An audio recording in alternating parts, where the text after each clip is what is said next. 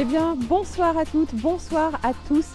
Merci d'être au rendez-vous pour ce 8e et tout dernier webinaire Explore Tour Pro, destiné, vous le savez, aux professionnels du tourisme de la Réunion.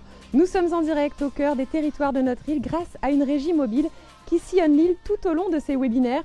Grâce à une régie mobile donc pour vous, pour mettre en avant la Réunion. Alors au total, 8 sujets d'actualité qui ont été préparés avec passion et avec beaucoup d'ardeur par Géraldine Huette de la Fédération réunionnaise de tourisme, Sophie Durville du Club du tourisme, Agnès Lavaux du syndicat des professionnels des activités de loisirs, le CIPRAL. Elles sont avec nous toutes les trois ce soir. Bonsoir à vous mesdames. Également, nous avons l'honneur de recevoir, d'accueillir avec nous le président de la Fédération réunionnaise de tourisme, Azedine Bouali, ainsi que le directeur de la Fédération réunionnaise de tourisme, Gérard Argien. Ils sont donc avec nous ce soir pour relayer vos questions à nos invités qui sont en visioconférence. Ce soir, en effet, nous recevons donc Benjamin Servet, directeur design et innovation auprès d'Open Tourism Lab à Nîmes. Bonsoir à vous, Benjamin Servet. Est-ce que vous êtes avec nous et est-ce que vous m'entendez ? Oui, je vous entends très bien. Parfait. Bonsoir encore à vous et merci d'être présent pour ce dernier webinaire. Christian Wolf, à présent, vous êtes co-gérant du groupe Côté Sun Hôtel à La Réunion. Bonsoir à vous. Est-ce que tout va bien ? Très très bien, je vous remercie. Bonsoir à tous également. Merci beaucoup. Merci, bonsoir à vous. Catherine Dost également, vous êtes avec nous et vous êtes déléguée au grand projet à l'île de la Réunion Tourisme. Est-ce que vous êtes avec nous, Catherine ? Nous n'avons pas Catherine, nous l'avons perdue quelques instants, mais je suis sûre qu'en régie, nous allons la retrouver dans quelques instants. Aux côtés de Catherine Dost, ce soir, Géraldine Huette sera avec nous pour vous présenter un projet de plateforme d'innovation sur lequel l'IRT et la FRT collaborent. Nous allons donc ce soir répondre à plusieurs questions autour d'une thématique « Innovation et tourisme, une piste pour la relance du secteur ». Mais auparavant, vous le savez maintenant, pour parler tourisme, nous allons à la rencontre des professionnels du secteur à La Réunion. Et ce soir, nous sommes tout simplement dans le chef-lieu, la capitale de La Réunion, à Saint-Denis, un petit peu dans les hauteurs. Nous sommes à la montagne, à la Maison d'Édith. Alors c'est un lieu d'exception où vous pouvez organiser des réceptions, un lieu où vous pouvez également vous déconnecter, un jardin luxuriant, vraiment magnifique. Et je suis avec l'hôtesse de ces lieux, Frédéric Jonat, qui est avec moi ce soir. Bonsoir Frédéric. Bonsoir Wendy. Merci beaucoup déjà de nous accueillir. C'est vraiment fort agréable comme accueil. Merci beaucoup. Merci de l'honneur. Alors, déjà je voudrais savoir comment s'est passée déjà pour vous la période de crise. On n'imagine pas forcément évidente. Quel a été votre ressenti ? Alors, on a une chance exceptionnelle et je pense que tout le monde a joué le jeu en consommant local. Donc, nous avons eu des particuliers en hébergement et beaucoup de professionnels qui sont venus tenir leurs événements professionnels dans le jardin, justement. Très bien. Et vous parliez de jardin. Est-ce que vous pourriez aussi nous détailler un petit peu la structure ? Comment ça s'est passé ? Bien sûr. Ça se passe ici. Ça se passe ici. Vous êtes ici sur une propriété familiale qui date de 1865, habitée à partir de 1866, que nous avons transformée, qui raconte l'histoire de la fibre à La Réunion et qui a été transformée de 2009 à 2014 pour une ouverture au public en 2015. Donc voilà ce que nous faisons depuis 2015. Nous accueillons diverses personnes, que ce soit du professionnel au particulier. Très bien, donc des séminaires, mais aussi on peut dormir sur place. Exactement. Nous sommes classés jardin remarquable pour toute la partie jardin et en chambre d'hôte, nous sommes gîteurs, ensuite familial de charme, comme on dit. Voilà. Un établissement de charme. Exactement. Et notre sujet de ce soir, c'est l'innovation. Alors comment est-ce qu'on peut innover quand on propose un produit, on va dire, qui parle des traditions longtemps ? Alors pour beaucoup, l'innovation, ça va être toute la technologie. Je ne vais pas aller surfer dessus, il y a des spécialistes de NTIC qui répondront mieux que moi. Nous, l'innovation a été juste de repartir sur les fondamentaux des valeurs qui étaient celles des grands-parents et de les appliquer pour recevoir ce qui plaît, l'authenticité et le cadre naturel. Très bien, un cadre naturel, effectivement. Réellement, c'est un beau jardin qui se trouve ici, une belle demeure familiale et un accueil fort chaleureux. Merci, merci en tout cas Frédéric pour cet accueil et ce bel endroit. Alors, on vous conseille évidemment pour vos événements de vous rendre ici, vous l'avez compris, événements professionnels, événements familiaux, un endroit idyllique où vous pouvez vous ressourcer, vous déconnecter et organiser plusieurs événements, plusieurs petites choses. Alors avant de visionner le film sur la dernière ambiance des territoires, je vais revenir, on va essayer d'avoir Catherine Dost une nouvelle fois. Est-ce que nous avons pu récupérer Catherine ? Est-ce que Catherine Dost m'entend ? Vous êtes déléguée au grand projet à l'île de la Réunion Tourisme, Catherine ? Oui, bonsoir. Bonsoir à tout le monde. Oui, je suis là, je suis avec vous. Magnifique. Merci beaucoup, Catherine. Restez avec nous, restez connectés. On va se retrouver dans quelques minutes. En effet, on va se retrouver après avoir visionné le dernier film de cette série magnifique, le film des ambiances du territoire, qui a été réalisé par l'IRT en collaboration avec la FRT, les offices du tourisme, les prestataires des territoires. Et ce film, il s'agit tout simplement de celui qui va contribuer à mettre en avant notre île à grand spectacle. Il s'agit de l'ambiance du volcan au Piton, le Piton de la Fournaise. On revient juste après ces belles images.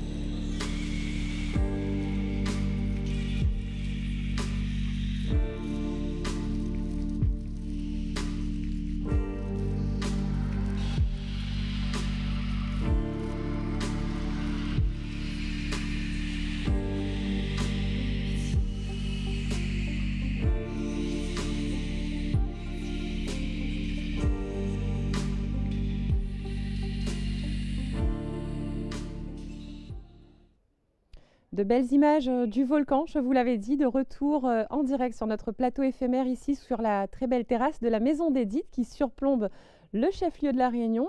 Frédéric a laissé sa place donc à Géraldine qui m'a rejoint sur ce plateau. Elle va relayer ce soir vos questions à nos invités, mais elle va également répondre à mes questions auprès de Catherine Dost. Donc, et je vais lui laisser l'opportunité ce soir de présenter la thématique tout simplement de ce webinaire. Géraldine, je vous passe la main. Merci Wendy. Alors, on ne va pas se mentir, on ne va pas se raconter d'histoire. On est tous en train de traverser une période difficile, inédite, et j'imagine qu'il y a beaucoup de professionnels, d'entreprises, d'offices de tourisme qui, depuis quelque temps, se posent ce genre de questions.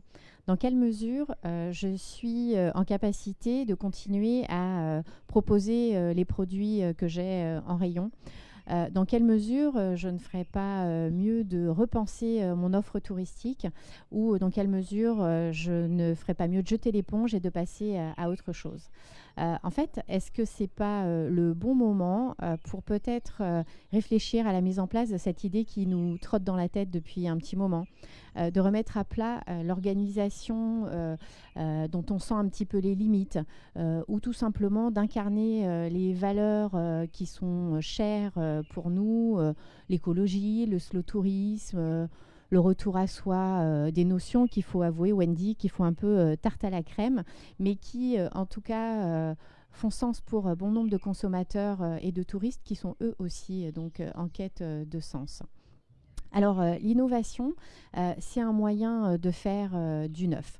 C'est un moyen de réinterroger nos habitudes et d'apporter une écoute nouvelle aux problématiques de la clientèle, bref, d'être créatif. C'est surtout pas qu'un truc d'entreprise lié aux nouvelles technologies ou de start-up de la Silicon Valley. C'est vraiment un processus qui permet, quand on a un produit, quand on est une entreprise, une organisation, voire une destination touristique, de se réinterroger sur sa vision, sur son pourquoi, sur ses valeurs et avec des méthodes adaptées, en fait, d'expérimenter une nouvelle offre, un nouveau positionnement. Alors, est-ce que ce ne serait pas le bon moment pour La Réunion et ses acteurs touristiques de se poser ces questions ? Charlie Chaplin disait que du chaos naissent les étoiles. Alors moi j'ai envie de croire qu'on est à cette étape clé. En tout cas à La Réunion, il y a des acteurs qui travaillent sur des solutions innovantes. En métropole et dans le monde, En général, il y a aussi un tas d'outils et de méthodes d'accompagnement à l'innovation touristique. Et c'est un peu l'objet de ce webinaire, de traiter, de faire un tour d'horizon de ce qui peut exister et de ce que la Réunion pourrait mettre en place. Merci beaucoup Géraldine pour cette belle introduction. On vous sent impliqué dans ce sujet de l'innovation et du tourisme. Merci encore. Alors justement, à La Réunion, que se passe-t-il en matière d'innovation touristique?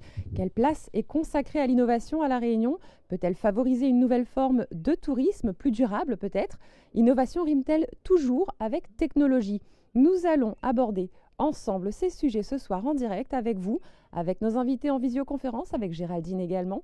N'hésitez pas à nous laisser vos questions en commentaire de ce direct. N'hésitez pas à le partager autour de vous, je vous l'ai dit. Vous avez certainement autour de vous des prestataires touristiques qui ont besoin de réponses à leurs questions. N'hésitez pas à leur partager ce direct ou à les mentionner également. Alors, je vais commencer nos échanges avec nos invités en vidéoconférence. Est-ce que Benjamin Servet est toujours là?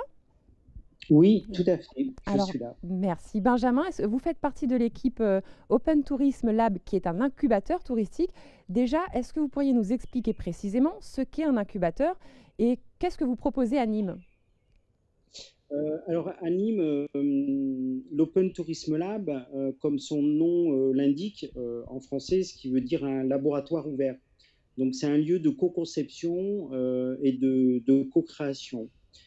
Cet incubateur, ou en tout cas ce lieu, s'est donné une mission, et cette mission, c'est d'accompagner les acteurs du tourisme dans l'innovation, mais on pourrait dire aussi que l'innovation, c'est être créatif, et c'est aussi savoir se transformer. Et l'Open Tourism Lab, pour remplir cette mission, travaille autour de 4 piliers. Il y a un pilier qui est l'accélération des entreprises et comment aider les entreprises, en particulier ce qu'on peut appeler des startups, à se déployer et à améliorer leurs produits et à rencontrer un marché. Le deuxième pilier, qui est lié ce qu'on appelle le design, on va revenir tout à l'heure dessus. On est dans le faire et dans l'expérimentation. Et là, on est beaucoup plus comment on accompagne les territoires, les acteurs publics, en fait, dans cette transformation. Le troisième pilier, il est basé sur la sensibilisation et l'acculturation. Donc, autour de conférences, autour d'instances, de partage et d'informations, sur des projets d'innovants et surtout autour de cette culture d'innovation. Donc, voilà, ça, c'est vraiment les 3 piliers opérationnels: l'accélération, le faire et l'évangélisation. Et en fait, tout ça, c'est un lieu dans lequel il y a un coworking, et dans lequel on va avoir en même temps des conférences, on va avoir ce qu'on appelle du partage de savoir. Il y a des startups qui vont venir ici, des indépendants. Donc, on arrive dans ce lieu à avoir une forme de ruche où différentes parties prenantes, différents acteurs de différents horizons vont se rencontrer, partager et travailler ensemble. Très bien. Merci beaucoup pour l'explication déjà de ces 4 piliers. Donc voilà, ça c'est vraiment ce qu'est l'Open Tourism Lab aujourd'hui et sa mission, en fait. Et vous avez parlé vous êtes designer, vous avez parlé de design. Alors, c'est un mot qu'on entend de plus en plus. Est-ce que vous pourriez nous expliquer de quoi il s'agit? Designer dans le tourisme? Oui, c'est vrai qu'on associe souvent le design à un bel objet, où on dit cette cuisine est design, ou c'est un objet design. Alors, dans le sens un peu plus anglo-saxon, le designer comprend de conceptualiser des choses, créer des choses, mais très vite les rendre tangibles et les visualiser. Ce qu'on parle beaucoup dans le design, c'est qu'on va parler de service design. Alors, on n'est plus à travailler sur un objet, une chaise, un canapé, mais on va travailler plus sur ce qu'on pourrait appeler un processus. Je vais vous donner un exemple. Quand vous utilisez, par exemple, une application comme Blablacar, l'objet, c'est juste l'application, mais ce qui est important, c'est le service. Ce qui va être important, c'est les interactions entre les humains. Ça va être l'engagement, ça va être la confiance, ça va être les moyens de paiement. Donc, on n'est plus sur un objet, on est sur quelque chose d'immatériel, sur une temporalité et sur, on va dire, une expérience client qui va d'un point A à un point B. En fait, de penser l'expérience client et quels sont les éléments qui font que c'est une expérience positive ou négative, ben, il faut le designer, il faut le modéliser. Alors on fait un peu comme des storyboards, un peu comme dans un film. Et puis on a aujourd'hui des méthodes qui s'appliquent, qui sont enseignées dans des grandes écoles, que ce soit à Stanford, que ce soit dans des écoles comme il y en a en France, dans les écoles de design, etc. Donc voilà, cette partie-là est beaucoup plus à ce qu'on pourrait appeler le service design et le tourisme. Le tourisme étant des expériences, il propose des expériences ou des offres, il est tout à fait normal que ce terme-là vienne et devienne presque une fonction, je dirais presque régalienne dans le tourisme. Le design est donc, je n'ai pas très bien entendu la fin, Monsieur Servi. Le design est donc Oui, de dire que de designer l'expérience des clients ou des usagers, que ce soit ceux de proximité ou qui vont venir de la métropole ou d'ailleurs, le service design devient presque je dirais, une fonction régalienne. très bien, une fonction régalienne. Merci beaucoup. Et qu'est-ce qui va différencier un produit innovant d'un autre alors, Monsieur Servet?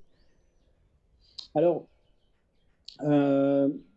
ça dépend ce qu'on veut mesurer. Ce qui va, on dit qu'un produit innovant, c'est un produit qui a fait rupture.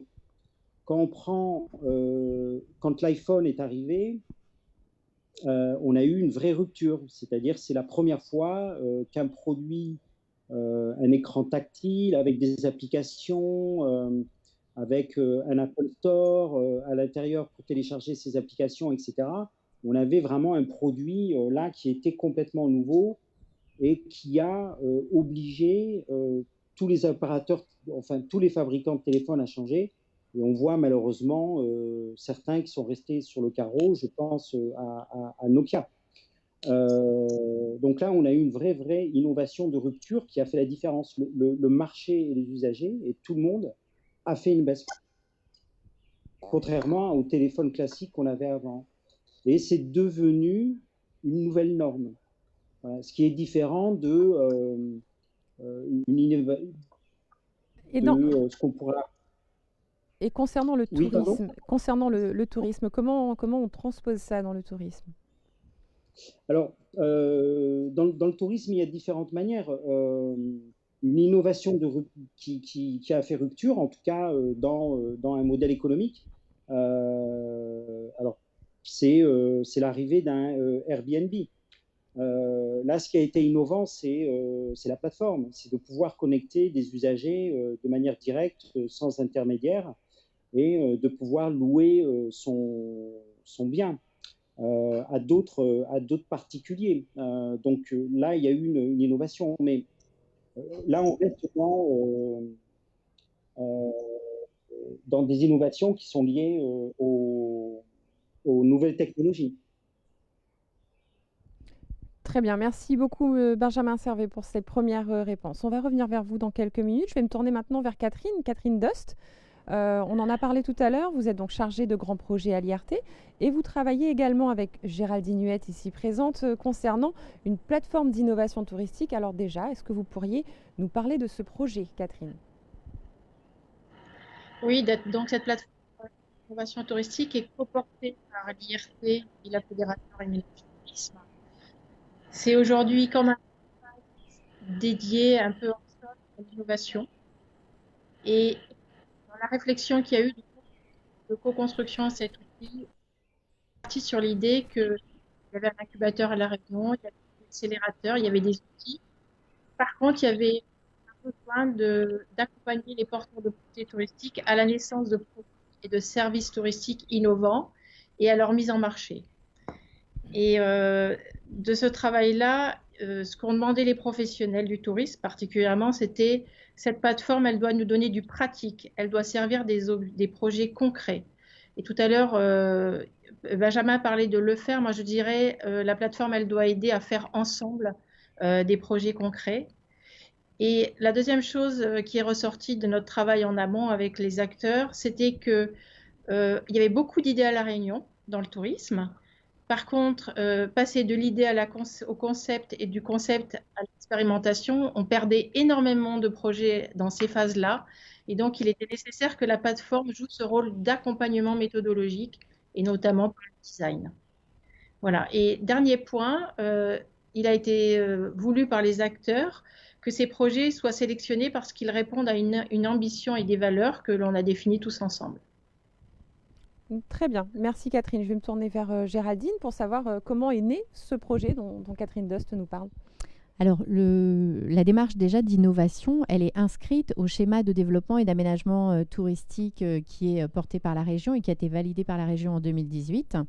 À la suite duquel, en fait, l'IRT a mené une mission en décembre dernier auprès d'un certain nombre d'incubateurs comme Open Tourism Lab, mais aussi des plateformes d'innovation comme autour du Louvre-Lens, Ludivine Selin qu'on a reçu lors d'un des derniers webinaires. Et donc, de cette réflexion, donc on a eu l'idée de lancer donc une série d'ateliers, une semaine de réflexion qui s'est passée fin février. Catherine en parlait, ça a réuni une cinquantaine d'acteurs locaux du tourisme. Il y a énormément d'idées qui ont été produites à ce moment-là. Et donc, le format de la plateforme tel qu'elle est pensée actuellement a émergé à ce moment-là. Depuis, on a beaucoup échangé avec nos partenaires, notamment les partenaires financiers, évidemment la région, mais aussi l'État. Et on est aujourd'hui à une phase d'amorçage, c'est-à-dire qu'on est prêt à lancer le projet. Et dans ce contexte particulier dont j'ai parlé en introduction, en fait, on situe la plateforme d'innovation comme un des outils qui va contribuer à la relance de l'activité touristique. Très bien, merci beaucoup Géraldine et merci Catherine. Je vais me tourner vers Christian Wolf à présent. Est-ce que vous pourriez vous présenter, Christian ? Oui, bonjour. Alors, je suis co-gérant d'une société de gestion hôtelière à La Réunion depuis une quinzaine d'années. Son rôle est entre autres de faire du consulting et de monter des projets hôteliers dans leur phase de conception, dans leur phase de recherche de financement pour aboutir à des démarrages de chantier et puis à suivre ces chantiers, équiper les hôtels, faire des recrutements, mettre tout cela en musique, puis bien sûr les ouvrir et les exploiter pour le compte d'investisseurs. Voilà, donc nous avons réalisé en termes d'ouverture de produits hôteliers, que ce soit des hôtels ou des résidences, 9 ouvertures en 15 ans sur l'île de La Réunion. Ce qui fait beaucoup de casquettes et merci beaucoup pour cette première réponse. Et pour vous, que représente l'innovation, Monsieur Wolf ? Écoutez, l'innovation, si vous me permettez, je vais déjà commencer par le début. D'abord, il y a la créativité avant l'innovation. La créativité, c'est une sorte de compétence qu'on a dès la naissance, en fait. Un enfant est créatif à la maternelle, etc. Et puis, petit à petit, chemin faisant, bien sûr, on est dans un système un peu conformiste d'école, de contraintes, d'entreprise. Et on oublie bien souvent d'être créatif. Donc, le rôle de l'entreprise, c'est déjà de redonner des droits aux salariés, pour moi, d'être créatif et de lui dire, vous avez le droit d'apporter des idées. Les idées, c'est le carburant d'une entreprise, clairement. Et ensuite, l'innovation, c'est un peu, si vous voulez, la mise en œuvre de la créativité. Sur 200 idées, on va en choisir une ou deux parce qu'elles nous semblent réalisables. Voilà. Elles sont réalisables parce qu'elles peuvent être mises en œuvre avec des moyens, avec des rôles distribués à chacun, avec du temps, avec de l'argent. Bon, c'est les moyens. Et là, on passe dans la phase innovation. Et pour innover, l'innovation, c'est vital, si vous voulez. C'est vraiment la clé de la performance. Si vous n'êtes pas innovant, vous restez dans vos habitudes, vous restez dans la conformité et vous perdez de la compétitivité. Et qui est au centre de la performance, de la compétitivité ? C'est le client. C'est le client qu'on demande toujours plus. Donc, en gros, vous n'avez pas trop le choix. Si vous voulez appartenir au monde de ceux qui réussissent, il faut innover. Voilà. Après, il faut bien sûr le faire selon vos moyens et selon vos possibilités. Et là, justement, la créativité permet de ne pas forcément investir énormément pour pouvoir se distinguer. Parce que le but final, c'est de se distinguer, c'est d'étonner et c'est de surprendre le client afin de se différencier. Surprendre le client afin de se différencier, mais est-ce qu'on peut durer dans le tourisme si on n'innove pas? Non. La réponse est nette. Non, je pense que non, clairement, ou pour des cas très très particuliers. Si vous voulez. Dans le tourisme, on a aussi du tourisme parfois un peu très décalé, qui peut être un tourisme de retour aux sources fondamentales, comme à la ferme, etc. Mais là aussi, c'est innové finalement. C'est retourner dans un pays, dans une ferme qui est exploitée peut-être comme il y a une centaine d'années, où rien n'a changé, etc. Bon, ben là, vous n'aurez pas besoin d'être forcément en pleine technologie, mais ce sont des cas extrêmement rares. Si vous voulez, à part quelques cas rares qui seraient trop longs à exposer dans cette émission, je pense, vraiment, sincèrement, pour la plupart des acteurs du tourisme, aujourd'hui, d'abord, il y a une innovation qui vous est parfois imposée par votre montre extérieure. Hein, on est bien obligé de se mettre à l'informatique, au digital, etc. Donc, elle est parfois imposée autour de nous. Vous n'avez pas trop de choix. Il y a celle que vous allez susciter vous-même. Voilà, là, c'est être créatif par vous-même. Et si vous n'innovez pas, vous savez, le tourisme a beaucoup évolué depuis une cinquantaine d'années. On est passé à près d'1,5 milliard de voyageurs. Je ne parle pas en ce moment, hein, crise Covid, mise à part, bien entendu. Bien entendu. Ça a fait un progrès fulgurant dans tout, dans les produits, dans le transport, dans les attentes clients, dans les expériences qu'on veut vivre. Donc, bien sûr, ça fait l'objet d'énormément d'innovations. Il en faut encore. J'espère des innovations éco-responsables, durables, éthiques, etc. Parce que le tourisme a un côté un peu destructeur aussi. Mais on en parlera peut-être par ailleurs au long de l'émission. Voilà. Donc, en tout cas, là, l'innovation, c'est essentiel. C'est la clé de la performance. C'est ce qu'il faut retenir. La clé de la performance, c'est l'innovation. Merci, merci par avance pour cette première expression qu'on va retenir. Géraldine, je vais me tourner vers vous. Est-ce qu'on a déjà des premières questions d'internautes? Oui, Wendy, j'ai une première question qui s'adresserait à Open Tourism Lab, Benjamin Servet. Donc, Benjamin, votre spécificité donc, à Open Tourism Lab, c'est d'accompagner aussi des destinations touristiques. Est-ce que vous pouvez nous expliquer comment un incubateur a fait ce virage pour se rapprocher donc, de destinations touristiques et en quoi, en fait, ça peut répondre à un besoin des territoires? Ben, en 2 mots, c'est vrai qu'Open Tourism Lab, c'est ouvert en se concentrant sur comment aider les startups et leur permettre l'accélération. Et puis, en travaillant avec ces startups, on a rencontré des acteurs du terrain et on a aussi fait des expérimentations sur le terrain en faisant rencontrer des startups à des offices de tourisme, à des régions, à des départements. Et il y a eu très rapidement un besoin de ces acteurs en disant mais nous aussi, il faut qu'on innove et qu'on ait de nouvelles démarches. Parce qu'en fait, ce qui est intéressant dans les startups, c'est leur démarche et leur culture et leur capacité à rebondir et de faire ces choses-là de manière.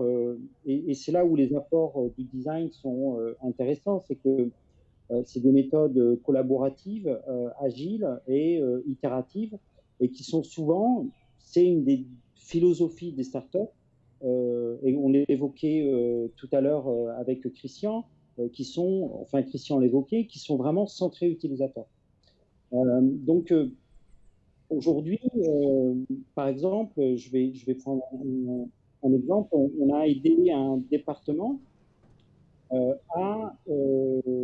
en travaillant avec l'ensemble des acteurs, c'est-à-dire des socioprofessionnels, des représentants des socioprofessionnels, les personnes les offices du tourisme, les départements lui-même.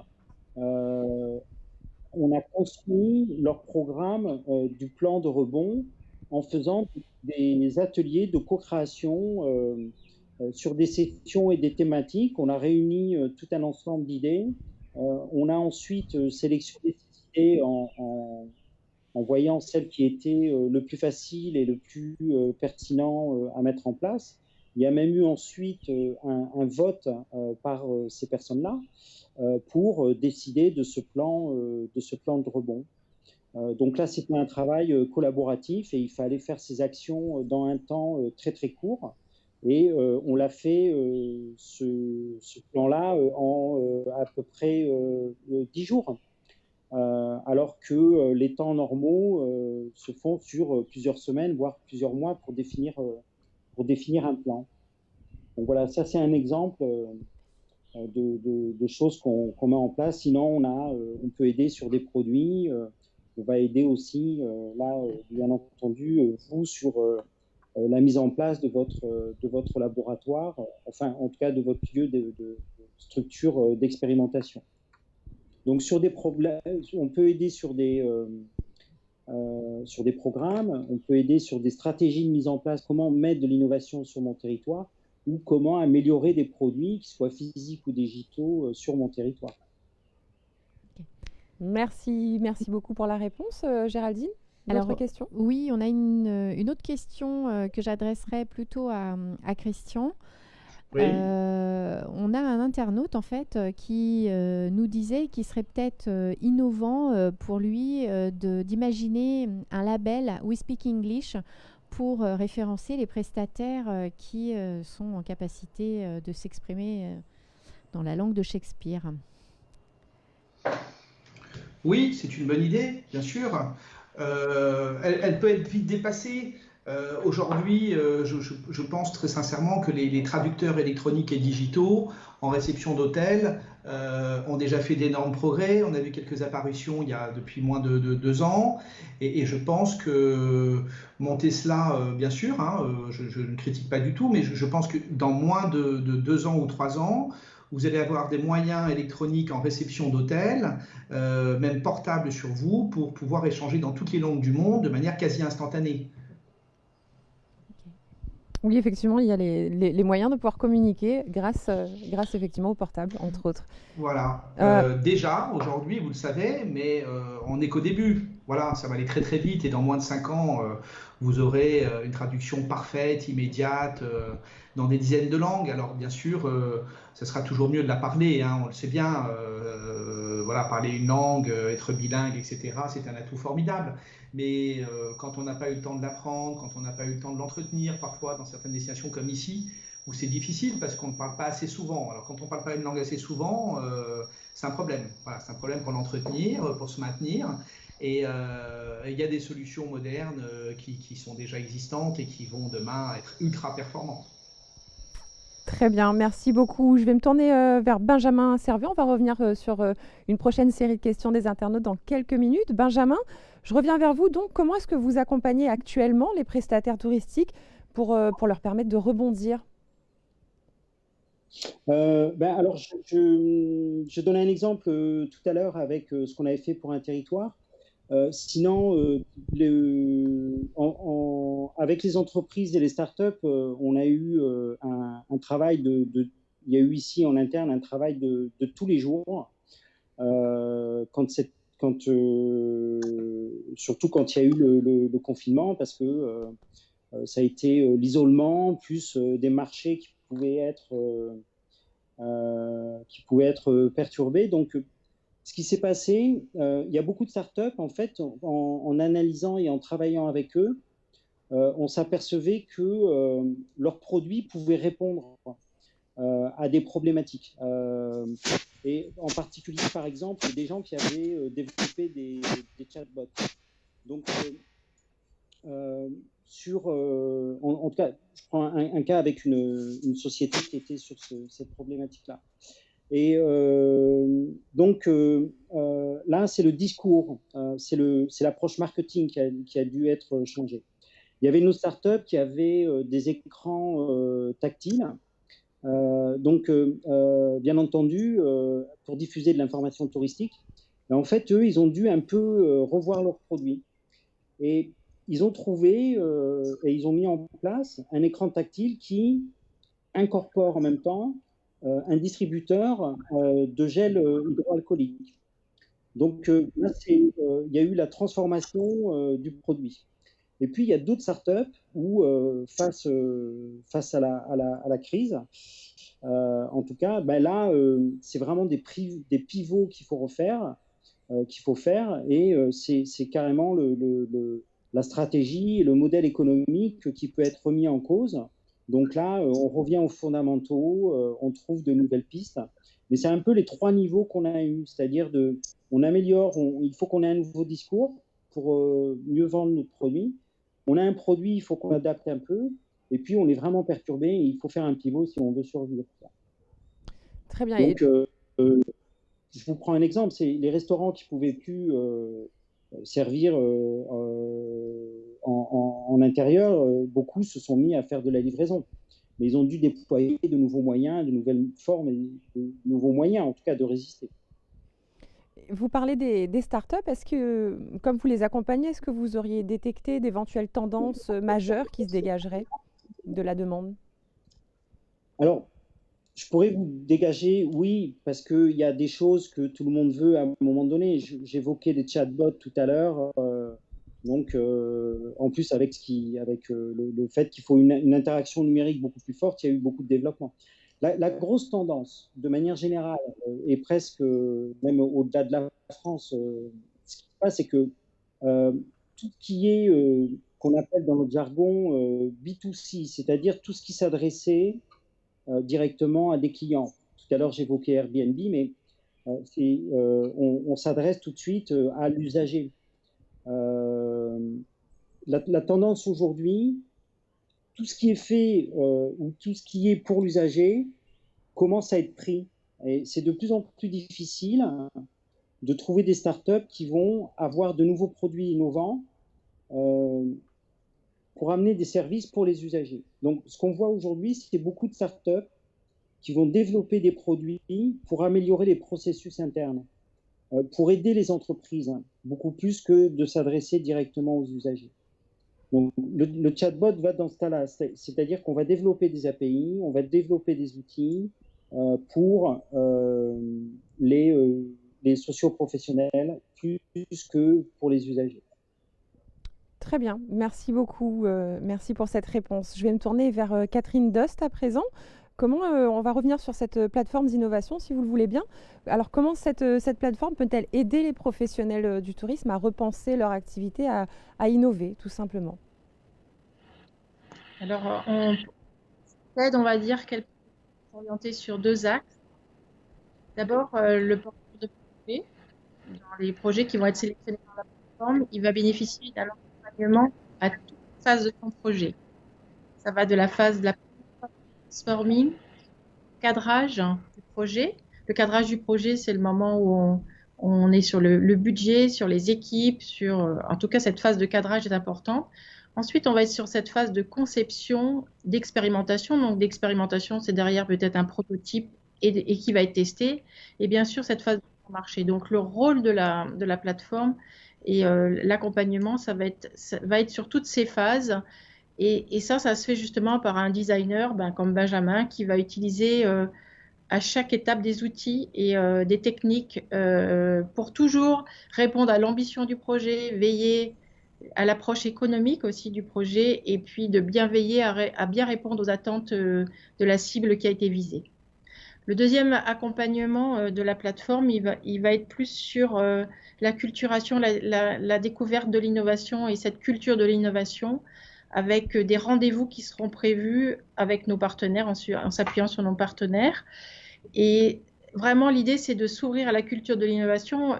Christian Wolff, tout à l'heure, disait une entreprise qui n'innove pas est vouée à mourir. Dans une entreprise, il y a cette phase d'exploration, et l'exploration, c'est lié à ces idées, cette innovation, et puis cette phase d'exploitation qui est plus liée à la gestion, mais l'un ne va pas sans l'autre. Et donc, il est important qu'on ait ces rendez-vous d'innovation où les professionnels pourront s'approprier les outils d'innovation et adopter cette culture d'innovation. Et enfin, on va travailler avec des experts sur une collection de carnets de tendances et carnets d'inspiration. C'est un outil d'accompagnement de plus pour les projets et en particulier, on va développer les thématiques des projets qui vont être lancés dans la plateforme.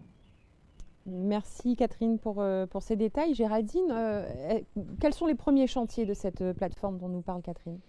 Alors, l'IRT et la FRT vont accompagner donc 4 types de projets dont les thématiques sont issues des travaux, donc des ateliers qu'on a eus au mois de février.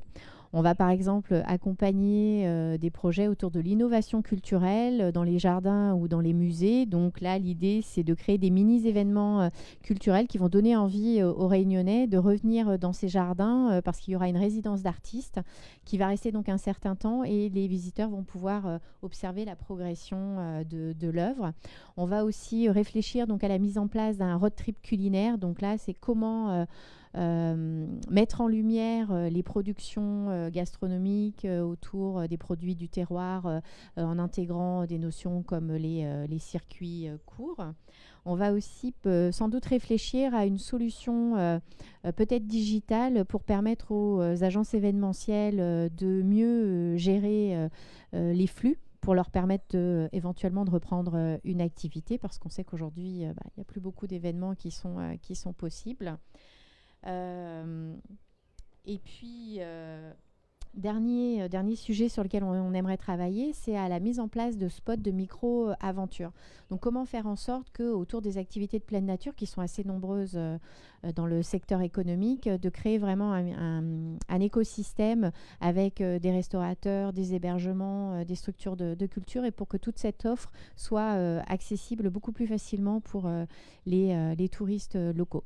Et comme le disait Catherine, on va essayer de sortir aussi un premier carnet de tendances ou d'inspiration, on ne sait pas encore pour les prestataires. Merci Géraldine. On a plus de détails sur cette plateforme d'innovation qui semble être un projet quand même conséquent et d'envergure pour le tourisme local.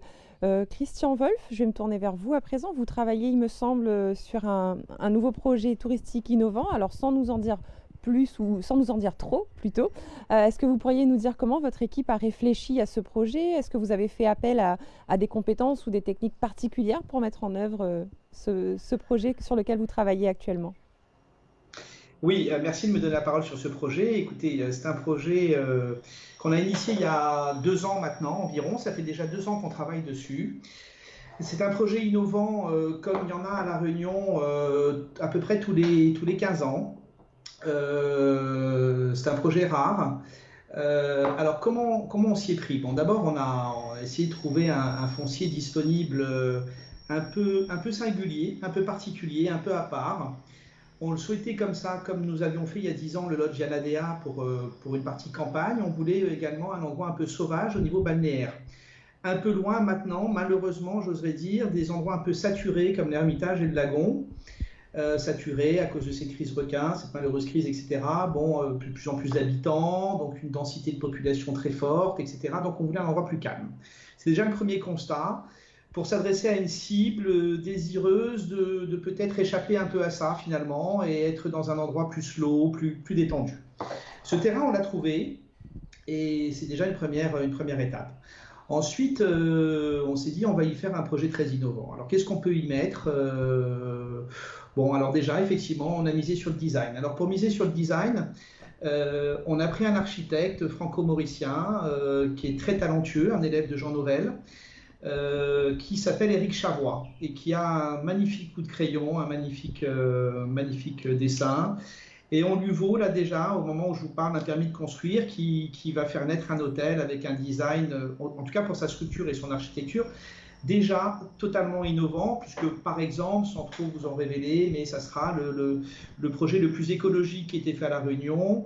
Un exemple, tous les toits sont plats et végétalisés. Ça sera le premier modèle de ce genre. C'est un exemple, sans vous en dire trop, comme vous m'aviez dit. Ensuite, bien sûr, on fait appel à un groupe de décorateurs. On a voulu mélanger quelques sensibilités, c'est-à-dire des vues de tendance pour la partie architecture d'intérieur, un décorateur qui s'occupera uniquement du mobilier, des parties mobiles. On mélange les compétences, des idées, des sensibilités pour obtenir vraiment un nouveau design intérieur. Ensuite, on s'est dit, bon, l'hôtellerie aujourd'hui, c'est souvent ce que je viens de dire, du design, c'est bien, c'est un bel emplacement. Bon, qu'est-ce qu'il faut rajouter?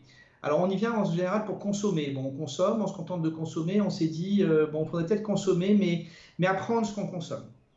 Alors, on va donner une dimension très pédagogique à ce projet. On voudrait que les clients participent gratuitement à des micro-réunions, des micro-ateliers, tant en cuisine qu'en atelier du vin, qu'en atelier sushi, qu'en atelier dessert. Dans ces ateliers-là, on va essayer de faire vivre, pour la partie nourriture en tout cas, énormément de produits pays, de produits biologiques, faire vivre les parfums. Et on voudrait qu'il y ait vraiment une interaction, quand le client le souhaite, bien évidemment, entre l'éducation, l'apprentissage, la connaissance de ce qu'on mange, d'où ça vient, comment ça a été fait, parfois par qui même, en faisant venir des fournisseurs, et qu'on donne une dimension vraiment pédagogique à ce projet. Il y a une recherche de gens qui veulent aujourd'hui mieux apprendre le vin, pas que le consommer, mieux savoir ce qu'on peut faire avec un kombava, avec un palmiste, etc. Donc mieux connaître nos régions, mieux connaître nos territoires, mieux connaître nos producteurs même parfois. Ça, c'est une dimension fondamentale qu'on veut donner à ce projet, et toutes les surfaces de cuisine, plus grandes que d'habitude, etc., sont conçues pour ça. On n'est plus uniquement dans une production, on est sur un mélange de volonté entre un client qui voudrait apprendre, et on va susciter ce besoin, cette envie, on va la créer, et un hôtelier, un restaurateur qui veut donner. Voilà. Ensuite, une dernière dimension est donnée bien sûr au côté durable. Donc c'est une construction HQE, c'est un modèle économique qui va adhérer à l'écolabel, mais pas que. Voilà. Et puis il y aura une dimension humaine que l'on souhaite dans le management des hommes. Et dans la relation qu'on peut avoir, la créativité aussi, un management de la créativité, c'est ce que je disais tout à l'heure, c'est donner le droit à notre équipe d'être créatif, c'est faire ressortir des idées de temps en temps et aller jusqu'au bout pour qu'ils sentent qu'ils sont utiles et qu'ils peuvent apporter quelque chose à l'entreprise. Et puis, il n'y a pas que, il y a une dimension hospitality service maintenant avec nos clients, avec une recherche d'accueil très personnalisé qu'on veut donner.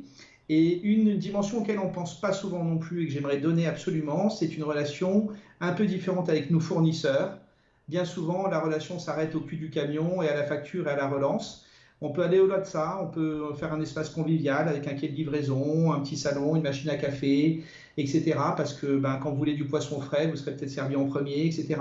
Il faut cultiver en fait l'humain dans l'entreprise à tous les niveaux et tout le monde peut vous être utile à un moment donné.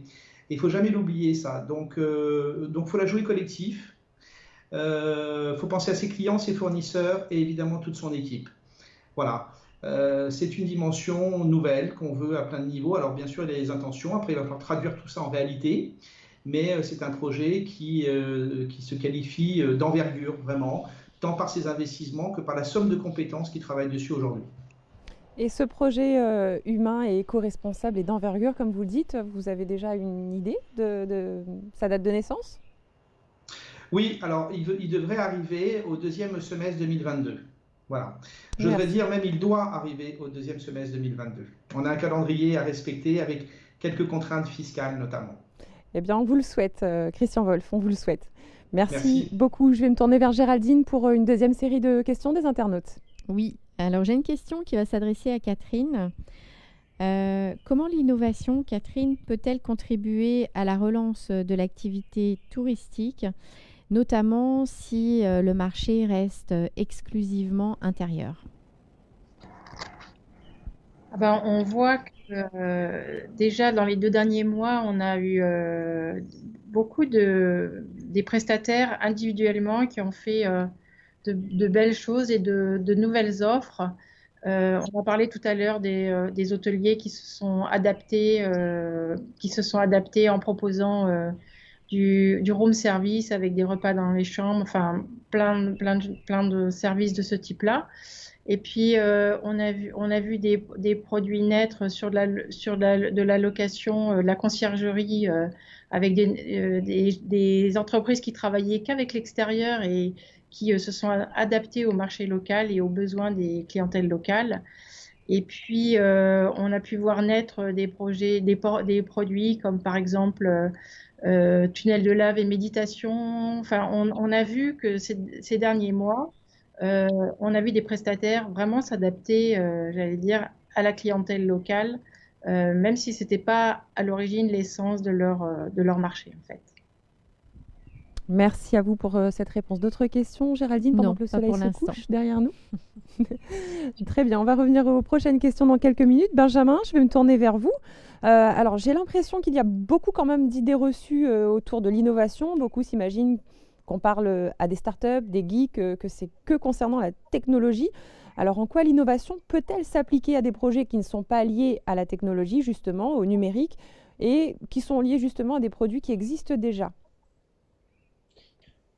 Alors, je trouvais l'exemple qui a été cité par Christian est intéressant parce que, euh, en fait, on pourrait dire que le toit végétalisé n'est pas forcément innovant. Mais quand il prend la somme de tout ce qui va composer, de tout ce qui va faire l'hôtel dont il parlait, on va arriver à quelque chose au final, de très innovant parce que il y a de la créativité partout. L'immeuble va l'être, son esthétique va l'être, les services proposés pour les clients, oui, on fait des cours de cuisine, mais le fait de faire des cours de cuisine dans un hôtel et pour les différents types de plats, ça amène une nouvelle composante. Donc, en fait, c'est tout l'ensemble de ces choses qui vont faire euh, Ce côté innovant. qui vont amener de l'innovation ou en tout cas de la créativité ou une expérience différente. Moi, il y a un exemple j'aime bien qui est les magasins Sephora. À un moment donné, ce qui a fait le succès des magasins Sephora, indépendamment de leur esthétique de marque, etc., c'est que ça a été les premiers à casser les vitrines et à permettre aux usagers de pouvoir prendre un parfum, de le mettre sur l'échantillon et le sentir. Alors qu'avant, quand on allait dans les parfumeries, il fallait demander quelqu'un qui ouvrait une porte, qui prenait le flacon et qui vous permettait. Et, euh, et ça a complètement changé cette relation à l'achat du parfum. Donc, cette innovation, elle n'est pas du tout technologique. C'est juste, on a enlevé une barrière. On a cassé ce qui était une norme établie et on a donné de l'accès libre aux usagers. D'autres entreprises, si on prend Decathlon, quand ils inventent Decathlon travaille en permanence avec leurs clients. Et en permanence, ils vont créer des ateliers sur l'optimisation de leurs produits. Et quand ils inventent la tente Quechua qui s'ouvre en faisant comme ça, enfin en 2 secondes, c'est devenu une norme. Et c'est un travail d'ingénieur, en fait, sur comment on redesign cette tente. Donc voilà, des exemples qui ne sont pas forcément appliqués aux nouvelles technologies. On entend bien votre réponse. L'innovation ne passe pas nécessairement par les nouvelles technologies. Il suffit juste d'imagination et de réflexion. Et Open Tourism Lab a d'ailleurs été retenu pour justement cette plateforme d'innovation à La Réunion. Alors, en quoi va consister Oui. votre mission? En fait, ça a été évoqué un petit peu tout à l'heure. Il va falloir, il y a plusieurs points. Il va falloir amener des méthodologies de travail. En fait, il faut que les équipes qui sont à la réunion puissent avoir les bons outils et les bonnes méthodologies. Donc là, disons qu'il y a une boîte à outils à donner et que cette boîte à outils soit réappropriable par l'ensemble des équipes et que ça puisse être diffusé. Donc, ça, mais alors, la manière dont on va le faire, on pourrait faire de la formation, mais on va le faire sur des cas concrets. Donc, on va travailler avec l'île de la Réunion à partir de projets réels. Donc, ce qui fait qu'on va être 10% de théorie et 90% de pratique. Et au fur et à mesure qu'on va travailler, on va faire une passation de ces outils. Ça, c'est un des points et c'est le plus important. On va aussi aider à un peu mieux en fait définir l'avenir de ce pôle d'innovation et de cette structure. Donc, il va falloir assez vite réfléchir à et structurer un modèle économique, une pérennité, un fonctionnement et des moyens de communication. Très Donc, bien. les méthodes de travail, la structure, le fonctionnement et les outils de communication. Et le financement, bien sûr. Bien entendu. Catherine, je vais me tourner vers vous. Qui travaille sur l'innovation à La Réunion et quels dispositifs existent? Alors, il y a finalement beaucoup de gens, peut-être certains sans le savoir, mais qui travaillent sur l'innovation, mais il y a des acteurs qui sont bien identifiés avec chacun leur métier. Et nous, si on est né, si la plateforme de l'innovation touristique est née, c'est qu'à la fois, elle a réuni tout l'ensemble de l'écosystème et on a vu qu'il y avait un trou dans la raquette, mais à la fois, on a quand même beaucoup de partenaires aujourd'hui qui sont prêts à travailler avec nous et qui sont très engagés. Donc, on a dans nos partenaires, alors déjà au niveau national, il y a Open Tourisme Lab, mais il faut savoir qu'il y a tout un réseau national de labs qui travaillent en réseau, qui partagent. Donc, ça va nous aider, bien sûr. Et puis après, il y a les partenaires réunionnais comme Nexa. Nexa, ça fait très très longtemps qu'il fait de la culturation à l'innovation, qui fait ses semaines de l'innovation, avec qui on va travailler en partenariat. Il y a la Technopole, qui est un accélérateur généraliste, mais qui est engagé avec nous et qui va contribuer on va travailler sur des liens avec eux pour que des porteurs de projets puissent passer de la plateforme à la Technopole et inversement. Et puis, il y a le village Baïséa. Donc ça, c'est nos partenaires de l'écosystème d'innovation qui sont déjà bien identifiés. Et puis après, il y a, moi je parlerai de l'IRT et puis aussi un peu de la FRT, mais l'IRT en interne, on a toutes les directions aujourd'hui ont des dispositifs et travaillent sur l'innovation, que ce soit la direction ingénierie-développement, qui par exemple a travaillé il y a quelques années avec son service aménagement sur les toilettes sèches, le service produit qui a travaillé, vous avez vu tout à l'heure le film sur les ambiances de territoire et qui a travaillé avec les territoires sur tout ce qui est développement de produits plus axé sur l'expérience client. On a la direction de la commercialisation qui a travaillé avec la FRT sur les rencontres du tourisme. Et puis, la direction marketing, je pense qu'il y en a beaucoup qui ont vu la vidéo de Manu Payette, mais derrière, il faut savoir que c'est un travail d'1 an avec beaucoup d'innovation dans la façon d'approcher ce projet, cet acteur. Il y a une opération de co-branding. Enfin, je veux dire, sur plein de sujets, à travers cette vidéo, on a beaucoup innové à la direction marketing. Voilà. Et puis, les acteurs, c'est ceux qui nous soutiennent tous les jours. On en a parlé en début, mais c'est important de le dire parce qu'ils sont vraiment très présents. C'est la région avec la direction de l'innovation et puis l'État et notamment le SGAR, l'équipe du SGAR. Et voilà, donc ce sont tous les acteurs qui aujourd'hui travaillent sur l'innovation et qui sont porteurs d'initiatives et de dispositifs. Et puis, bien sûr, la FRT qui est en coportage avec nous, qui a organisé il y a 2 ans les francophonies de La Réunion. Voilà, les rencontres des francophonies. Je pense que j'ai oublié personne, mais tout ça pour dire que à la fois il y avait un trou dans la raquette et la plateforme a toute sa place d'innovation touristique, et à la fois il y a beaucoup de partenaires qu'on est en mesure de fédérer qui sont déjà engagés pour aider les acteurs du tourisme. Un outil d'accompagnement fort utile à venir. Restez donc connectés. Géraldine, est-ce que vous pourriez éventuellement nous dire si La Réunion connaît des freins ou éventuellement des atouts concernant justement les défis de cette plateforme touristique? Alors, il y a quelques freins, mais qui ne sont pas insurmontables. Alors, il y a beaucoup de structures qui sont disposées à accompagner les porteurs de projets et ce n'est pas toujours évident quand on est porteur de projet de savoir à qui s'adresser. Donc, un petit conseil, le mieux, c'est de se tourner soit vers son office de tourisme, soit vers les services de l'IRT qui, eux, vont vous dire qui peut vous aider pour quel type de projet et à quel moment. Un écueil aussi, une difficulté potentielle, c'est de pouvoir manipuler les dispositifs de financement européens. Et là encore, il faut savoir se faire aider parce que c'est des dossiers qui peuvent s'avérer un peu consistants. Les atouts, comme Catherine l'a dit, on a un écosystème qui est expérimenté et qui est très présent, que ce soit au niveau local comme au niveau national, voire international, parce qu'on a nos collègues de la francophonie qui sont très présentes, comme elle l'a dit. Et puis surtout, en fait, moi, j'insisterai sur le fait que les filières sont globalement très bien structurée. Il y a des syndicats, il y a des groupements professionnels qui sont là, qui sont structurés pour accompagner les entreprises.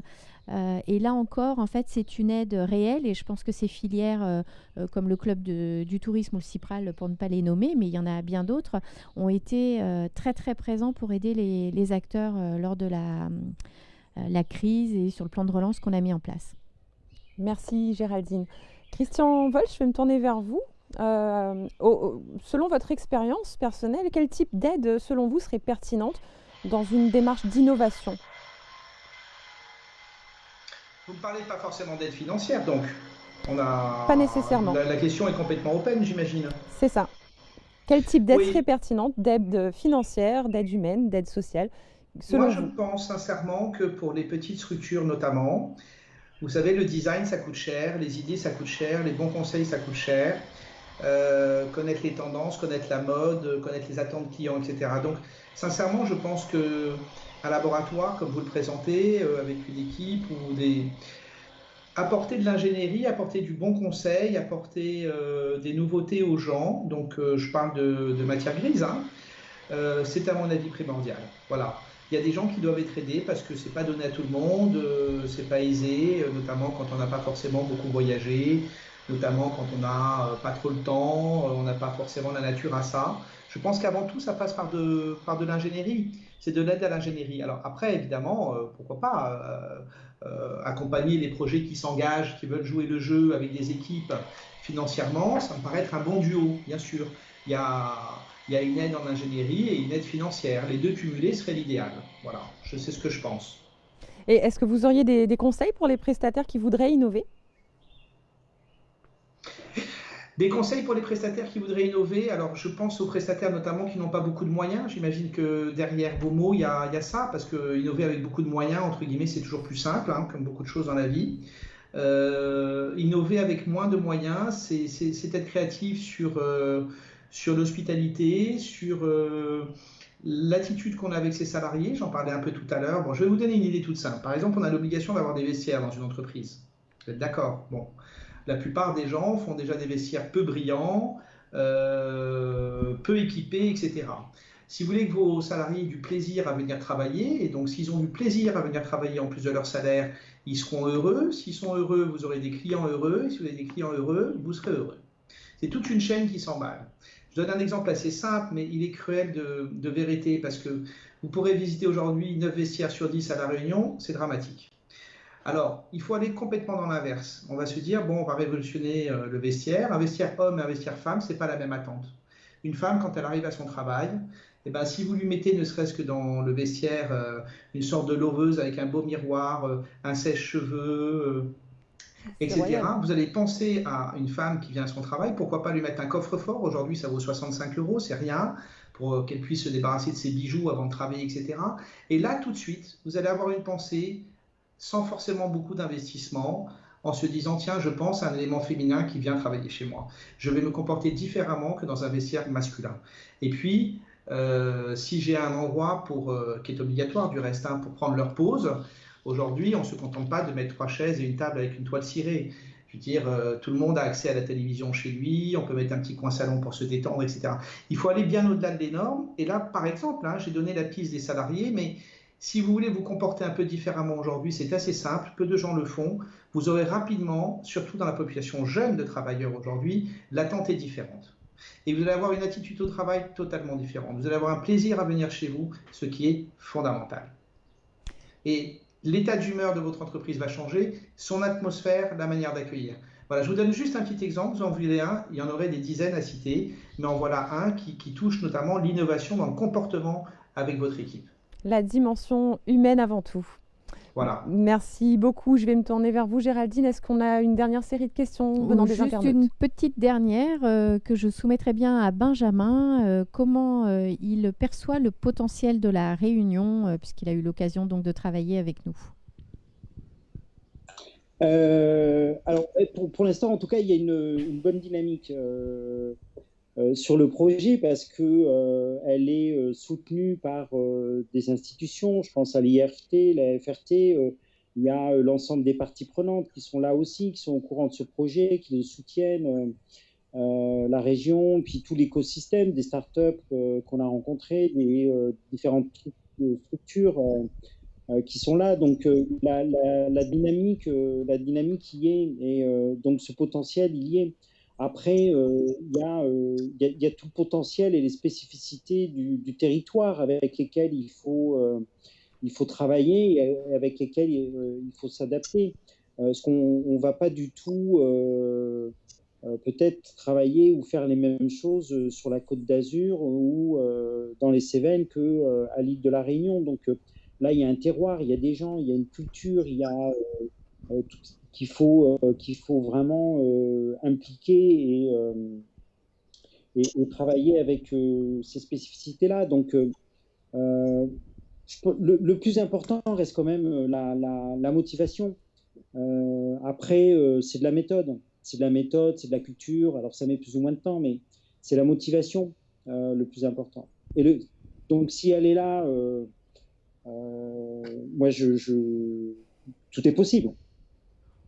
Tout est possible quand on est motivé. Merci beaucoup pour ces paroles, Monsieur Servet. Motivation, passion, de la passion. De la passion. Quand on a ça, on fait tout. Également, je suis bien d'accord. De la passion, de la motivation, et le tourisme, c'est avant tout cela. Et je vais vous accorder un dernier mot de la fin à tous les trois, un mot de conclusion. Je vais commencer avec Madame Catherine Dost. Si vous voulez bien nous laisser vos impressions, votre réflexion pour conclure cette émission. Oh ben, simplement dire que nous, on est en phase d'amorçage de la plateforme et qu'on a très envie de continuer. On sera très heureux de vous montrer la progression des différents projets. Et je pense que Benjamin, il n'a pas eu le temps la dernière fois de bien visiter l'île de la Réunion parce qu'on a beaucoup travaillé et on est resté beaucoup en résidence. Mais qu'effectivement, on a énormément d'atouts et c'est de la méthode et c'est de la créativité, de la méthode pour mettre tout ça en ordre de marche. Mais on est prêt, on est engagé, on est prêt. Merci Catherine, vous êtes engagée, vous êtes prêt. On entend bien le message. Benjamin Servet, à votre tour pour un mot de conclusion. Je pense qu'on résume un peu. Je dirais oui, diffusion d'une culture, apporter de la, désacralisation à cette approche, à la créativité. Comment on donne au collectif le moyen, en travaillant à plusieurs, d'être créatif si on n'est pas soi-même un génie, entre guillemets. Ensemble, on va plus loin. Merci beaucoup à vous. C'est vraiment ça. Et Christian Wolf, à votre tour, j'aimerais entendre un mot de la fin de votre part, s'il vous plaît. Un mot de la fin, je rejoins un peu les intervenants que je salue d'ailleurs. C'est un état d'esprit, il ne faut pas du tout en avoir peur. Au contraire, je pense que sortir un peu se remettre en question, observer, être curieux, regarder ce que font les autres, se dire qu'est-ce que je peux faire en plus. C'est pas une contrainte, hein, c'est plutôt, moi je traduis comme du dynamisme, de la passion. Il y a le plaisir de voir changer les choses, le plaisir de satisfaire ses clients, de les étonner. Donc, faut vraiment prendre du bon côté. C'est pas quelque chose dont on doit avoir peur. C'est quelque chose qu'on doit adopter. Voilà. Donc, j'invite vraiment les gens à désacraliser. J'ai entendu ce mot-là tout à l'heure. C'est une bonne expression. Ne pas croire que ça n'appartient qu'aux génies, qu'aux gens qui ont du talent. Non, non, non. On peut très bien faire de la créativité, même en copiant ce qui se fait ailleurs, hein, et ce qu'il n'y a pas à côté de chez vous, tout simplement. Donc, mais au moins on progresse. Voilà. Au moins il faut progresser.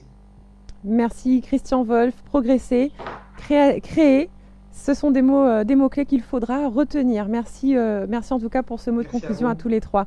Alors nous espérons évidemment que nous avons pu répondre à vos questions. Nous imaginons qu'elles sont nombreuses, alors n'hésitez pas, continuez à nous écrire en commentaire de ce direct, à le partager également autour de vous pour aider les professionnels du secteur touristique réunionnais à avoir les informations nécessaires après cette période de crise qui a été difficile.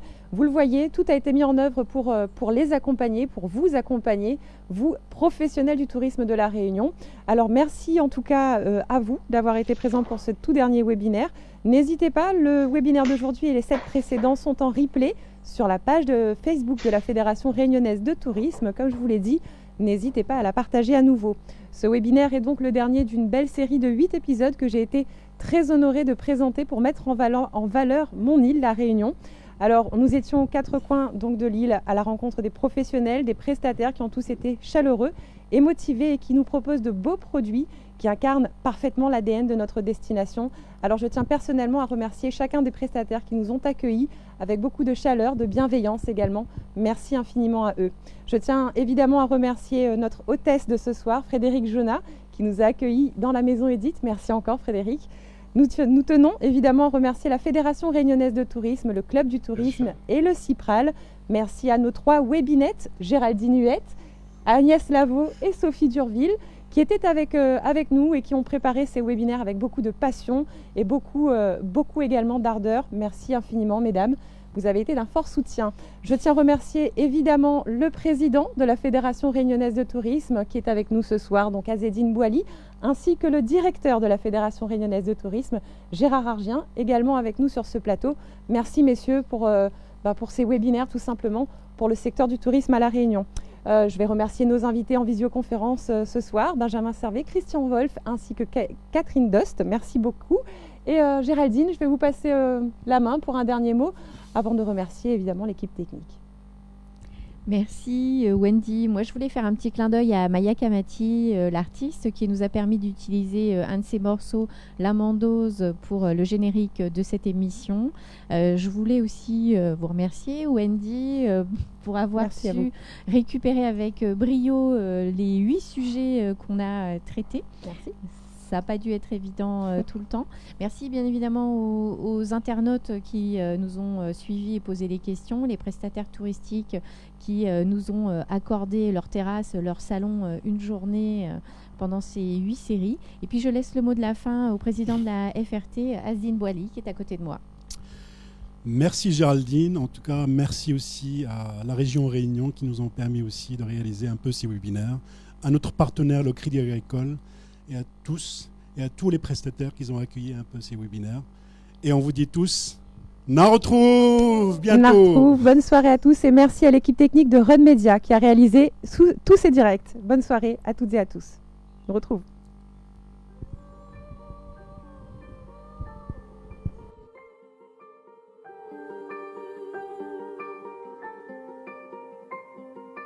Mi vavon Bébon la mondeuse, mi la langue, si la langue en bouton rose va